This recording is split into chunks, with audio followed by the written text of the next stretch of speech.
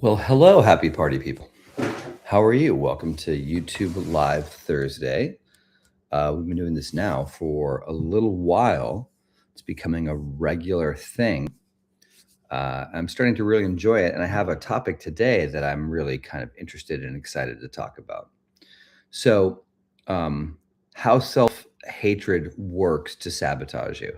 I don't think it's any big mystery that self hatred is not like a tool that you use to have a good life, or that it's your friend in any way. But I wanted to talk about how self hatred works on you, and how it manipulates you to sort of go against your own well being. And so, um, and I started this way of thinking, or this sort of topic based on, I talk to a lot of people and I get to see common things that people struggle with and have a hard time with. And what I notice is that to do the things in life that really equal happiness, so to speak, or not even happiness, but equal good health or longevity or anything, they're usually long and slow things. I always liken it to the way to really earn money is to take some money and put it in the bank and let it sit there and build on itself for 30 or 40 years. That's really easy wealth building in the background where you don't notice it. And that kind of analogy works for a lot of things. So it works on the health side, like in terms of building muscle, right? And there's a sort of compound effect of building muscle. So showing up and exercising. And one of the ways that self-hatred really defeats us is it stops us from doing these long, slow things. Like I'm working with somebody right now on building a food plan. And it's so counter to the way that most people do it. Most people try to come up with the perfect plan and then try to get themselves to adhere to it. And if you know anything about me and you know anything about my work, you know that I stress that sustainability is one of the most important factors. If you can't do it, it's not valuable to you. So you have to find out the things that you can do. So I don't know what it is now. I might be at 430 days, or I'm not sure how many days of exercising every day in a row. And I did this. I started this with a group of people to sort of teach everybody, like, okay, here's how you build a habit. Here's how you build a habit that you can kind of install for a lifetime. And I'd always struggled in my own life to be consistent with exercise. And so I said, well, it's a great personal goal for me to change and to have a spiritual experience around. And it's also a great um, uh, sort of teaching tool to sort of use. And of course, it's become something that's become very important to me, right? Um, but it's this very long and slow and steady thing. So it took me 4 months just to kind of figure out what I was doing and what I was going to do. And then it's evolved over the months, and it took many months to sort of get used to the exercises and all that. And now it's pretty firmly well established in my life. And it's a little bit on autopilot. I show up for it and do it. And it's great.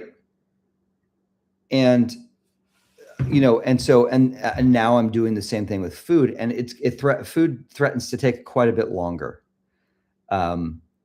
So it's a very different approach. So I'm helping this person, and we're starting with 3 meals a day with 2 optional snacks. And for the meals, you can eat as much as you want. You just have to contain it on 1 plate. Now, that is a diet that pretty much anybody should be able to do, right? It's because we're building from a place of success. So the one thing it does do is it helps a person start to just respect meal times and meal boundaries. That's kind of the first obstacle. so that they're just not eating all day long. And they have the snacks in the beginning just to help them get through to the next meal, but it's all sort of structured, right? And so slowly from this, you can work, and it might take a while. It might take 3 months, 6 months, 9 months to really slowly like sort through and figure out what works for this person. And what works for one person is not what's going to work for somebody else. So I never work in a system where here's the thing, now you go out and do this. It's always you have to find out what works for you. And all of that takes time. And so I've spent so in my sort of journey around food, I was in Overeaters Anonymous, a 12-step program for that because I was so out of control with food. And I'm still in that program, but I've really started to develop and change, because one thing that didn't happen for me is I never addressed the self-hatred that I had toward my body and all that. And so I said, I need to do that. That's more important than the food. And I worked on that. And that has been really huge. And it's allowed my food to really change. And so that was a slow process. And now coming back and really starting to look at it and really choosing and finding out what really fuels my body, what really feels good to me, what compromises am I willing to make. That's all a very individual process. And so what most people do, okay, I want to get fit. And they want to be fit by, early next week. I want to be lean in time for summer to have the bikini body and all of that. And that is the thing that defeats people the most. And that's sort of at the heart of what I'm talking about. And the reason they're in a hurry. So the thing that defeats people from taking these actions and taking the long, slow, steady approach of getting stronger and better kind of every day is they're in a hurry. And so there's a great martial arts kind of saying that says, slow down to go fast. And this is what we're talking about.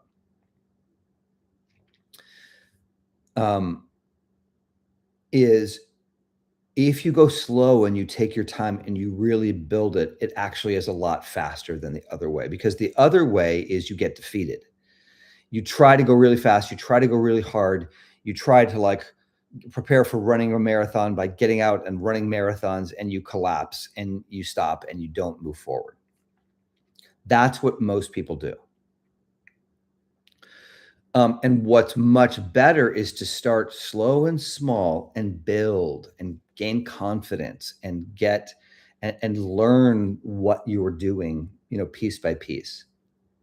And so the reason self-hatred is at the heart of people's failures to actually move forward is because they're trying to do the things they're trying to do because they feel so bad about themselves. They feel so inadequate and worthless, etc. And they think, if I get that bikini body by summer, then I won't hate myself as much anymore. I won't have to experience that self-hatred. And so the long, slow approach doesn't take that feeling away. The fast approach doesn't take that feeling away at all, of course. Even if you get the bikini body, you still haven't solved or dealt with the self-hatred at all. It's just this thing that preoccupies you, that maybe you're so busy trying to lose weight and running and doing all of these things that you don't focus on or see the self-hatred as much, but it's there. It's not being healed. So the thing that's tough about the slow approach is you're more aware of, and that self-hatred is there in your face. So you have to deal with that in a healthy way, which then actually helps lead you toward your goals, if that makes sense. Right? So that worked for me in my example with food. Because when I decided okay, I want to make a change, I want to heal the self-hatred, I was, 3 pounds lighter than I was in college. I was very fit, but I realized that I had taken care of the external, right, which I talk about all the time on this channel. I'd taken care of the external, but I hadn't healed the real thing at the heart of it. So at the heart of all my eating troubles my whole life was all this intense self-hatred. And I used the food to cover up how painful it was to feel that self-hatred. I couldn't handle that self-hatred. Okay, I have to pause for 1 second. I just got a Sprouts delivery and I have like cold stuff in there. So I'm going to grab that really fast and I'll be right back.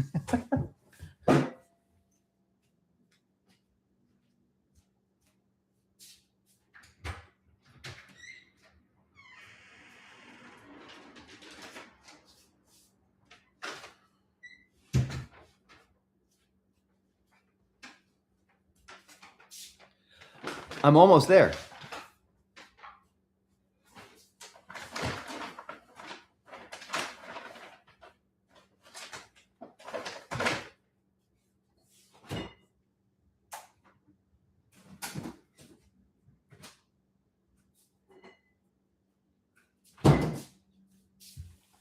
Okay, thank you for your patience. See, the whole theme of today is about patience, right? So good. So you got to practice a little patience there. So excellent. I'm also sipping on my beautiful, wonderful creatine tea that I make every morning, which I should share my recipe with you guys. I should make a video about that. It's I've one up myself. My early morning drink was great, and this one's even better. So I'll make a video on it.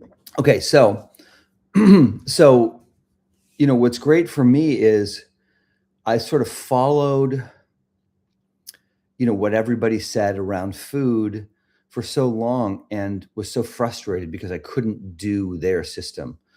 You have to understand that when you're working with yourself, you have to find out what works for you.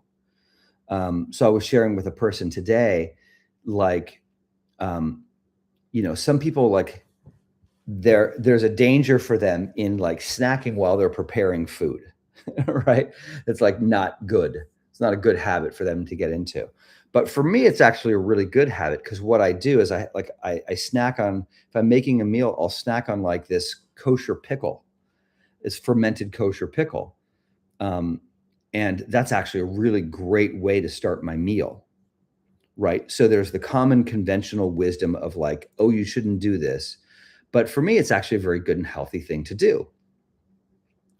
And, and there are so many things like that.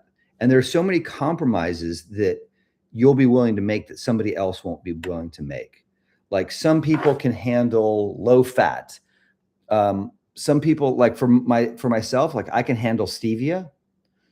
That's not going to work for everybody. Some people just cannot get around the taste of that. So that's not a good compromise for you to make. Of experimentation. And I think that's one of the things that I really want across today is you have to really be in this student mode, and the student mode of studying yourself and saying, what am I willing to do? What am I not willing to do? Like, so for my exercise routine and all of that, it's like, I am not willing to go to the gym every day. It's too much of a hassle for me to get dressed, get in the car, go over there, do a workout, come home, shower. It's like that takes an hour. It's just like, I'm just not willing to do that. It's just not going to work for me. Now, for some people, going to the gym every day is a ritual that works for them. Great. It's great. Wonderful. So you have to find what works for you, and you have to be patient and build it slowly. So we have the two models. One, I start from a very simple, low structure. So like I've been getting people started on exercise routines and stuff.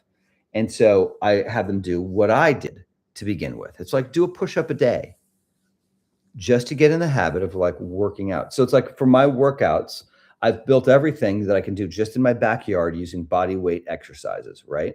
And so then I don't have to go to the gym, and it's very easy for me to work out every day. And so it's like it takes me 3 to 5 minutes to do this, sort of short and intense burst of exercise that helps me to sort of build muscle. And it's very manageable, and it's something that works for me. That doesn't mean that's going to work for you. There might be parts of what I do that work for you, and we can share that and talk about it. But my work is to help people find out what they can actually do. Because maybe some people enjoy getting out of the house and going to the gym 3 days a week. That's not me. That might be you, and that's great. And you can work with that. There's so much you can get done in going to the gym 3 times a week. Like you can take care of so many health goals by doing that. And if that fits for you, great. Some people want to go to the gym 7 days a week. Great. You can also do it going to the gym 1 day a week. You're going to have one, like that didn't work for me. Like you can actually do it. You can go to the gym once a week and work out, and it's going to take you an hour, 1 hour a week, right? And work out and build muscle. And just over time, that is going to build. You have a whole week off to sort of recuperate and rest. So the point of everything I'm saying is the real changes you want to make in your life are going to take time. You need to change your mindset. You need to change your physiology. And the thing that has you rushing is self-hatred. And one of the things that I've talked about with several people over the last couple of days is most people don't realize that their desire for something is actually a negative thing. So that desire for that bikini body by summer isn't really a desire for that. It's a desire to get away from the self-hatred. It's a desire to be loved by others, because if I feel like if I'm loved by others, then I don't have to suffer the pain of the self-hatred anymore. That's kind of almost for sure what's happening in that kind of scenario. So there's no doubt that, everybody wants to have a healthy body, right? And pretty much everybody wants to have a healthy body that's attractive to other people, right? So we're not going to try to tear all this down, right? But there's ways to do that and approach that are healthy and self-loving and that are sustainable and that work for the long term. And so you kind of have to find out what your minimum doses are, for those things. And so like food is a super fascinating one that is like so unique for everybody that I'm really like getting into, like talking to people about and helping people sort of shape that. Because it's so unique and it's so kind of fascinating that no two things work for the same people.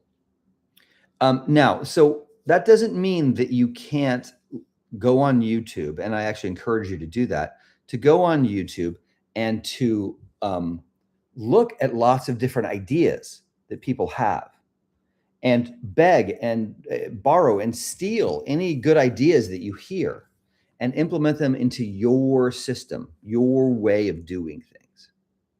That's great. So it's not just listen to yourself and go into a cave, quite the opposite.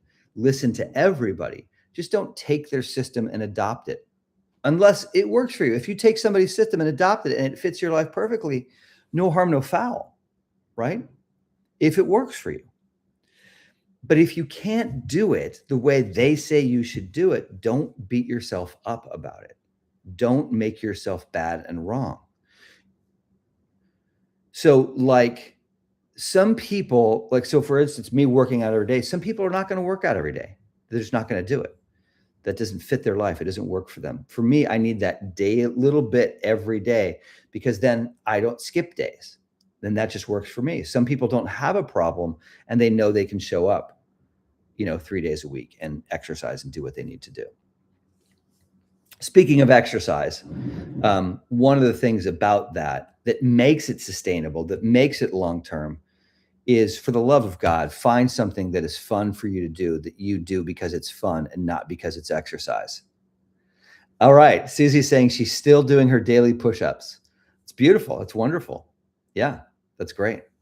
And that's the basis of a routine, right? So you've been doing that for a long time. You've been doing that for maybe a year, which is great. And now that you've been doing that for a year, you can take that and you can start to use that consistency that you have and maybe build something that is a whole body thing, right? Where you do push-ups one day and you do something else another day that builds another muscle, different muscle, right?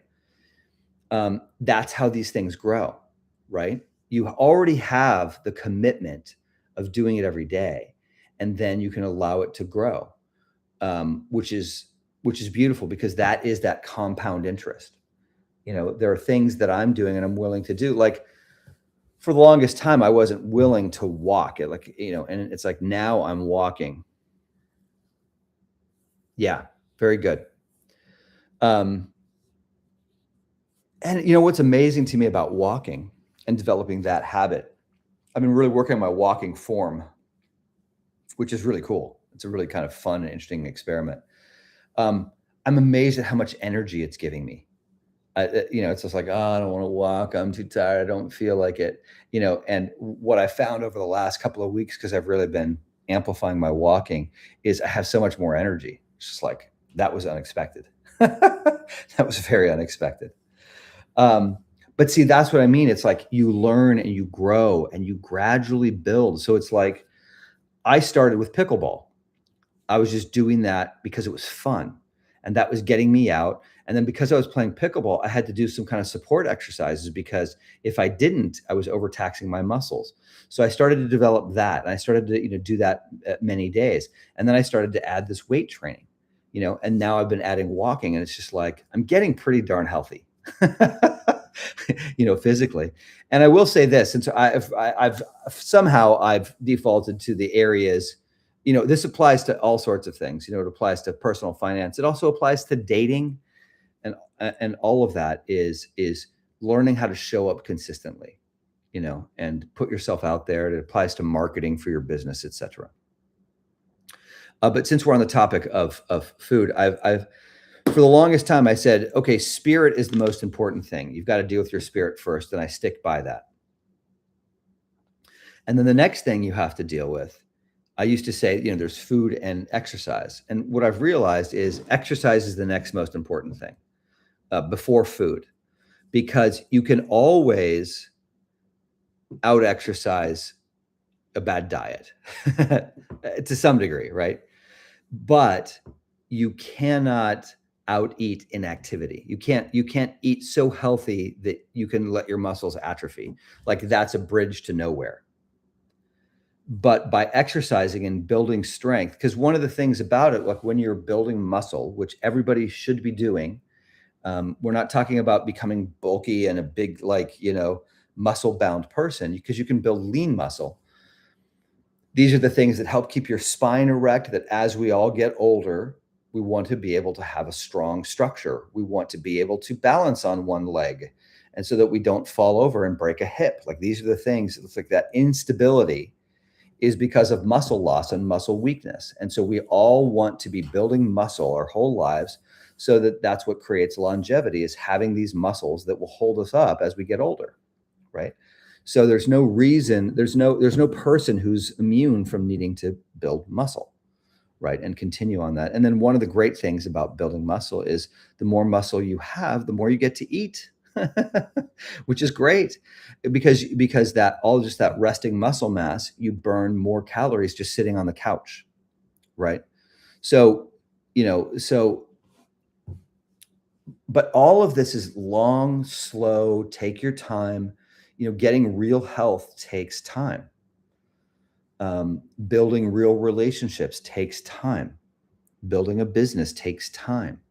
And learning how to show up on a daily basis and do the things you need to do, over time, without that negative voice coming in and saying, no, you've got to do this faster. This is the thing that I see, that speed is the thing that sabotages most people. And that speed comes from self-hatred. I have to solve this now. I can't wait. I'm unacceptable the way that I am. That's kind of at the heart of it. I have to change this now, because I can't continue to be like I am. And that is erroneous thinking. And it sabotages you, because you never actually, you bounce from thing to thing. You say, okay, I'm going to try this. And then it collapses. And I'm going to try this and it collapses. And 2 years later, you're worse off than you were. But if you'd taken the long, slow approach, like, so I've been working out now for like maybe a year and a half, getting close to it. And it's like the way my body feels and how much more fit I am is remarkable. It's getting to the point where now at 60, I'm starting to feel a lot better than I did at 45. I'm not quite 60. I'm only 59. But these are very realistic things, but it's only because I'm doing the very like slow, incremental daily things. And so I want to plant this seed in your head before we do like a little meditation and prayer is the key to all of this is find out what you are willing to do and start there. Let's say you don't have any kind of walking program or anything like that. Can you walk to the mailbox every day? Can you do that? And the notion that it's not enough comes from that same self-hatred voice. It is enough. What if you can do something, anything, it is enough because it builds on itself. It is the compound interest, right? So that's the important thing to understand is find out in any area of your life what you're willing to do. Like, so I'm talking about developing this food plan with this person, and we're making it so doable for anybody so they can start there and have success. And then we'll start to tweak it just a little bit at a time in a way that feels comfortable. And over the course of 2 years, the way that they eat will be 100% different from where they're eating now. But they have to start where they're at. You have to start where you're at. You have to do what you're willing to do.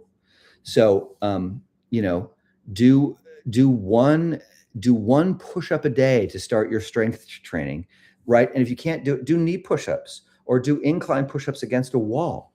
Start with something, do something, and commit to it and do it every day. And don't let the voice of self-hatred tell you that it's not worth it. It's not going to make a difference. It's not going to do anything, because that's not the truth. And don't let the voice say, it's not enough, I got to do more, and push you to do more, because then you're going to burn out. Find something you can do a little bit. Like, so in the area of meditation, I've taught a lot of people how to do meditation, and they've gone on to meditate for years and years. And, I say, well, how long do you want to meditate for every day? And they say 10 minutes. And I say, don't start with 10 minutes because it's not going to work. Start with 1 minute, and do that every day, and do that every day for 90 days and get comfortable with that. It will gradually increase. There was somebody in our group where, she said, okay, I just have to meditate for 1 minute a day. Most of the time she would meditate for, 17 minutes, right? It's very natural. It's very normal. That's what I mean. If you show up and do something, it will grow on its own without you needing to push it. Okay, so let's do just a little bit of meditation, right? It's going to be a meditation focused on long and slow and steady and patient and loving and being okay with how you are in this moment. And then we'll do a little prayer to wrap up. Okay, so I'm going to do this just a little, something slightly different today. So just close your eyes and just kind of listen. And if you want to repeat after me, you can. I am perfectly fine the way that I am. I love myself exactly how I am in this moment. I love the voices that are screaming right now that's saying, no, I'm not good enough the way that I am now. I need to be better. I love those parts of myself. I accept everything about myself. And as we slow down, just allow your awareness to drift lower into your body. Bring your awareness into your heart. Bring your awareness into your solar plexus. Bring your awareness into your stomach. Let your awareness drop all the way down to your tailbone. I love and accept my body exactly the way that it is. I love the voices that don't accept my body exactly the way that it is. I'm willing to patiently and lovingly give to myself. I'm willing to show up for myself. I'm willing to open myself to the universe to teach me how to take care of myself, how to eat the way the universe wants me to eat, how to exercise the way the universe wants me to exercise. I'm willing to allow the universe to teach me how to live in a way that really works for me. I'm open and receptive to the guidance of the universe, to the guidance of my deepest inner wisdom. And I allow my awareness to drop deeper into my body, from my tailbone all the way down into the backs of my legs, into the fronts of my legs, down into my knees, down into my calves. I let my awareness drip all the way down past my ankles into my feet.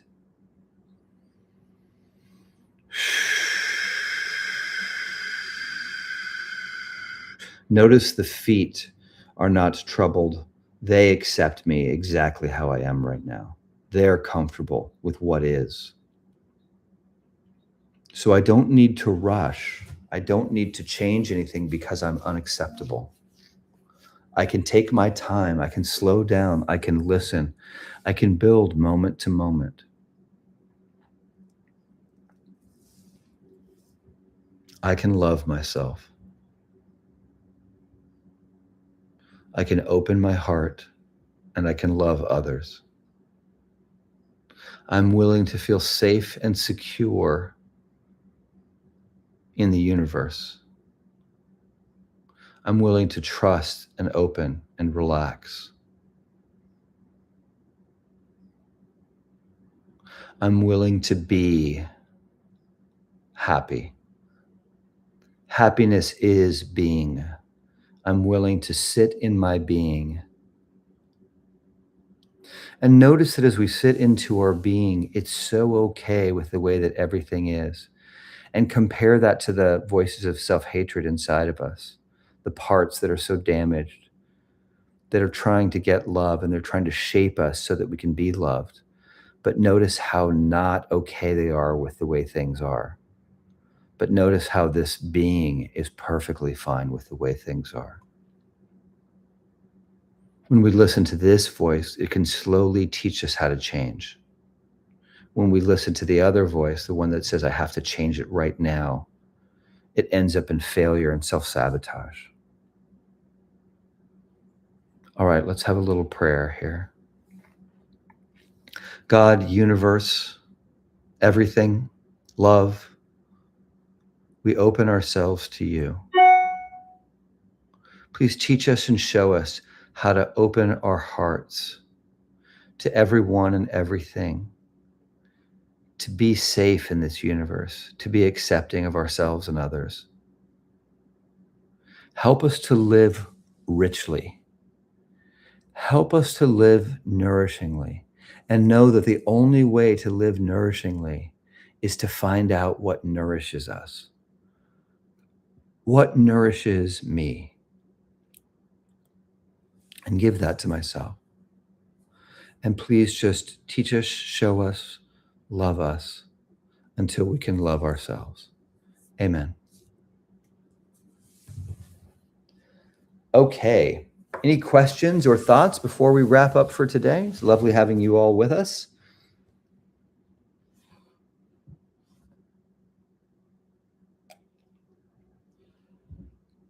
No? Okay. All right. Well, have a wonderful day, everybody. Thanks for being here.